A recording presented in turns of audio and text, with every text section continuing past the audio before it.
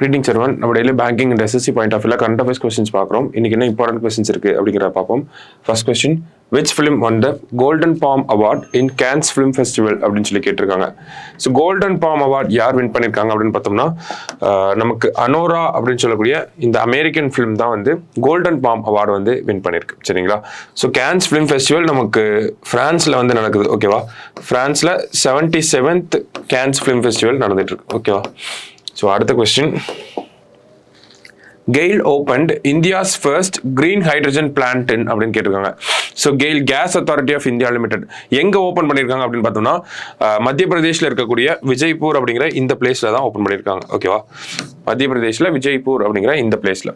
அடுத்தது, which country is hosting the Asian Gymnastics Championship அப்படின்னு கேட்டிருக்காங்க. ஸோ ஏஷியன் ஜிம்னாஸ்டிக்ஸ் சாம்பியன்ஷிப் அப்படிங்கிறது உஸ்பெகிஸ்தானில் தான் நடக்குது. ஓகேங்களா? ஸோ உஸ்பெகிஸ்தானில் எங்கே நடக்குது அப்படின்னு பார்த்தோம்னா டாஸ்கெண்ட் அப்படின்னு சொல்லக்கூடிய சிட்டியில் தான் நடக்குது.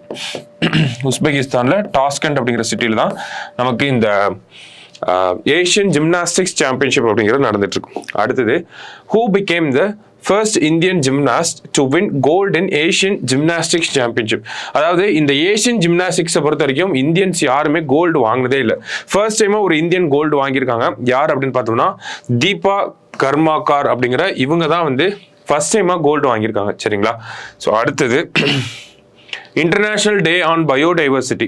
ஸோ இன்டர்நேஷனல் டே ஆன் பயோடைவர்சிட்டியை நம்ம எப்போ அப்சர்வ் பண்ணுறோம் அப்படின்னா நமக்கு May 22 தான் இன்டர்நேஷனல் டே ஆன் பயோடைவர்சிட்டி. ஓகேங்களா? பயாலஜிக்கல் டைவர்சிட்டி அப்படின்னாலும் பயோடைவர்சிட்டி. ஓகேவா? ஸோ இன்னைக்கு ப்ரிலிம்ஸ் பாயிண்ட் ஆஃப் வியூல 5 கொஸ்டின் பார்த்துருக்கோம். நாளைக்கு 5 கொஸ்டின்ல மீட் பண்ணலாம். தேங்க்யூ.